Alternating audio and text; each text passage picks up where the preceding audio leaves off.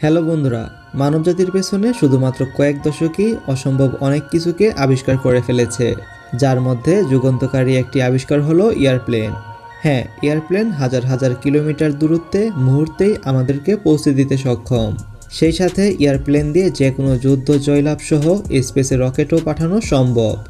শুনতে অবিশ্বাস্য মনে হলো এসব প্লেন আমাদের পৃথিবীতে বাস্তবেই রয়েছে। অতঃপর মুখোশের আজকের ভিডিওতে আমরা দেখতে চলেছি কাঠের তৈরি এয়ারক্রাফট সহ এমন কিছু অবিশ্বাস্য ডিজাইনের এয়ারপ্লেন, যা দেখার পরে এয়ারপ্লেন সম্পর্কে আপনার ধারণাটা পাল্টে যাবে। আপনি যদি আমাদের এই চ্যানেলে নতুন হয়ে থাকেন তাহলে আমাদের ভিডিওগুলো দেখুন। যদি ভালো লাগে তাহলে আমাদের চ্যানেলটিকে এখনই সাবস্ক্রাইব করুন এবং পাশে থাকার বেল আইকনটি প্রেস করুন নেক্সট ভিডিওর জন্য। তো স্বাগতম আপনাকে অতঃপর মুখোশের আরও একটি নতুন এপিসোডে। Huge H-4 Hercules. বিখ্যাত আমেরিকান এভিয়েটর হাওয়ার্ড হিউজ এয়ারপোর্টে এই এয়ারক্রাফটটি তৈরি করা হয়েছিল। দ্বিতীয় বিশ্বযুদ্ধ চলাকালীন সময়ে তৈরিকৃত এই বিমানটির বিশেষত্ব ছিল এটা মূলত কাঠ দিয়ে তৈরি করা হয়েছিল। কাঠের তৈরি এই বিমানের অভ্যন্তরে 8টি ইঞ্জিন দ্বারা চালিত হতো। সেই সময়ে প্লেনের মধ্যে 75 টন ওজন বিশিষ্ট 2টি ট্যাঙ্কার খুবই সহজে জায়গা পেত। এটা অফিসিয়ালি কোনো কাজের জন্য ব্যবহার করা হয়নি, মূলত এটাকে টেস্টিং পেজে অজ্ঞাত কারণে রেখে দেওয়া হয়েছিল। কিন্তু এটা কাঠের তৈরি অবিশ্বাস্য ডিজাইন আমাদেরকে আজকের লিস্টে রাখতে বাধ্য করেছে। এমনকি এই এয়ারক্রাফট উড়ার পাশাপাশি পানিতেও চলতে সক্ষম, যার ফলে এটাকে আপনি এয়ারলিফট ফ্লাইং বোর্ডও বলতে পারেন। আপনার যদি বিমানটি দেখার ইচ্ছা হয় তাহলে ওরিগনের এভারগ্রিন এভিয়েশন অ্যান্ড স্পেস মিউজিয়ামে গিয়ে দেখে আসতে পারেন। Lockheed C-5 Galaxy.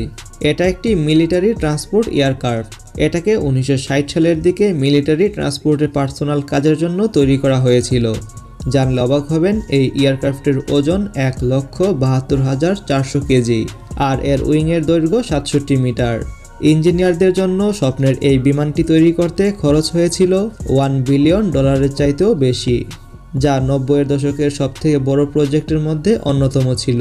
এর ভেতরে 12টি উইং ট্যাঙ্ক উড়ন্ত অবস্থায় রিফিল করতে সক্ষম। 1970 সালের দিকে এটাকে ইউএস এয়ারফোর্স ব্যবহার করতে থাকে, যার ফলে এই এয়ারক্রাফট দিয়ে বেশ কয়েকটি মিলিটারি অপারেশনও সম্পন্ন করা হয়। এমনকি এই এয়ারক্রাফটটি ভিয়েতনাম যুদ্ধেও ব্যবহার করা হয়েছিল। সেই সাথে উদ্ধার কাজেও বিভিন্নভাবে ব্যবহার করা হয়েছে। Super guppy. এটা অন্য কোনো প্লেনের মতো স্বাভাবিক আকারের নয়। এটা তার দানবীয় আকারের কারণে হাজার হাজার বিমানের মধ্যে আলাদা হয়ে থাকবে। এই প্লেন বানানোর মুখ্য উদ্দেশ্য ছিল অনেক ভারী সরঞ্জামাদি পরিবহন করা। নাসাতেও এটার ব্যাপক ব্যবহার করা হয়ে থাকে। সেই সাথে এই বিমানের সাহায্যে নাসাতে বিভিন্ন প্রশিক্ষণও দেওয়া হয়। এই এয়ারক্রাফটের দৈর্ঘ্য 43.84 মিটার আর এর উইংয়ের দৈর্ঘ্য 47 মিটার। 14.78 মিটার দৈর্ঘ্যের বিশিষ্ট এয়ারক্রাফটের ওজন 40,000 কিলোগ্রাম। অবাক করার বিষয় হলো এই এয়ারক্রাফট 463 কিলোমিটার প্রতি ঘন্টা বেগে ছুটতে পারে। হ্যাঁ, এটাকে আপনি আকাশের দানবও বলতে পারেন।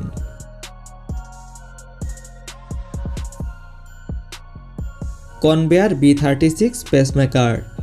স্নায়ুযুদ্ধের পরে পৃথিবীর অনেক দেশে বিভিন্ন ধরনের বিমান তৈরির কাজে মনোযোগ দেয়, আর সেগুলোর মধ্যে একটি সফল এক্সপেরিমেন্ট ছিল মানুষের তৈরি এই প্রথমবার বোম্বার প্লেন। বিমানটি ইউএস এয়ারপোর্ট ব্যবহার করছিল।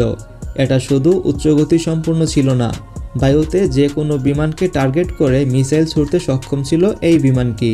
এই বিমানের ফলে সোভিয়েত ইউনিয়ন প্রতিনিয়ত হুমকির মুখে পতিত হয়। 230 ফিট পাখা বিশিষ্ট এই এয়ারক্রাফটে পৃথিবীর প্রথম পৃষ্ঠ ইঞ্জিনের সাথে জেট ইঞ্জিন ব্যবহার করা হয়েছিল। জানলে অবাক হবেন যে একবার রিফিল করার পরে এই বিমান 16,000 কিলোমিটার পর্যন্ত উড়তে সক্ষম। $4.1 মিলিয়ন ব্যয়ে তৈরিকৃত এই বিমানটি বর্তমান সময়ে ব্যবহার করা না হলেও আমেরিকান এয়ারফোর্সের ইতিহাসে এটা স্বর্ণাক্ষরে লেখা থাকবে। Airbus Beluga. Airbus super transporter নামে এই এয়ারক্রাফটটি একটি ট্রান্সপোর্টার বিমান। মূলত কোম্পানি বিমানটি কেবল নিজেদের কাজে ব্যবহার করে। $183 মিলিয়ন ব্যয়ে তৈরিকৃত এই বিমানটি বেশিরভাগ পার্টস যেমন উইং, ইঞ্জিন এমনকি গিয়ার এয়ারবাসের 380 সিমিলার। এটার দৈর্ঘ্য 56 মিটারেরও বেশি। বিমানটি অন্যান্য ট্রান্সপোর্ট এয়ারক্রাফটগুলোর চাইতেও অনেক বেশি গতিসম্পন্ন। যার ফলে 133 টন ওজন নিয়ে 560 মাইল প্রতি ঘন্টা বেগে এই বিমানটি উড়তে পারে। বিমানটির সামনের অংশ একবার খেয়াল করুন, এটা সামনের অংশ দেখে খুব সহজেই এটার আকৃতি অনুভব করা সম্ভব। জানলে অবাক হবেন এই বিমানের ধারণ ক্ষমতা 50,000 টন। এই বিমানটি আরও একটি বিশেষত্ব হলো বিমানটির মধ্যে যে কোনো কিছু খুব সহজে লোড করা যায়, আবার কোনো কিছু খুব সহজেই আনলোডও করে ফেলা যায়। এই বিমানটি পুরোপুরি আনলোড করতে মাত্র 20 মিনিট সময়ের প্রয়োজন হয়। অ্যান্টোনভ 225 এটা পৃথিবীর সবথেকে বৃহত্তম এয়ারক্রাফট। 710 টন ওজন নিয়ে খুব সহজেই এই বিমান টেক অফ করতে পারে। মূলত এটা একটি কার্গো বিমান। বিশাল আকৃতির এই বিমান যখন ভূপৃষ্ঠের খুবই কাছ থেকে উঠতে থাকে তখন যে কেউ এটাকে দেখে মুগ্ধ হতে বাধ্য।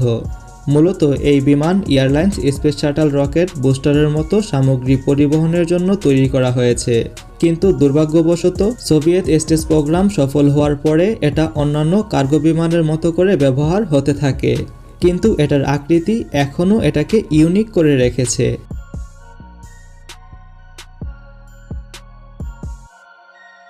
স্ট্র্যাটোলঞ্চ এয়ারক্রাফট এটাকে এয়ারপ্লেন মনিস্টারও বলা হয়ে থাকে।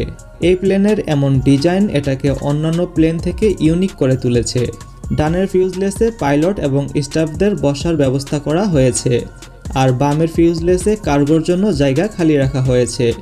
73 মিটার দৈর্ঘ্যের বিশিষ্ট 28 পায়ের এই ডাবল এয়ারক্রাফটটি যেন একত্রে মিলে পৃথিবীর বৃহত্তম এয়ারক্রাফটে পরিণত হয়েছে। এটাকে সামনে থেকে দেখে আপনার বিশাল বড় ফুটবল ফিল্ডও মনে হতে পারে। 5,50,000 পাউন্ড ওজন নিতে পারে এই বিমান একাই।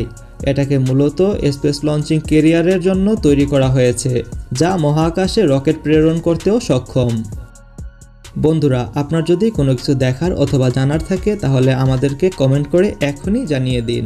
আর হ্যাঁ, ভিডিওটি ভালো লাগলে লাইক করে শেয়ার করতে পারেন, এবং আপনি যদি এমনই রহস্য, রোমাঞ্চ, আনকমন ও ইন্টারেস্টিং ভিডিও দেখতে পছন্দ করে থাকেন তাহলে আমাদের ভিডিওগুলো দেখুন। যদি ভালো লাগে তাহলে আমাদের চ্যানেলটিকে এখনই সাবস্ক্রাইব করুন এবং পাশে থাকার বেল আইকনটি প্রেস করুন নেক্সট ভিডিওর জন্য। তো দেখা হচ্ছে আগামী এপিসোডে, ততক্ষণ পর্যন্ত ভালো থাকবেন। ধন্যবাদ সবাইকে।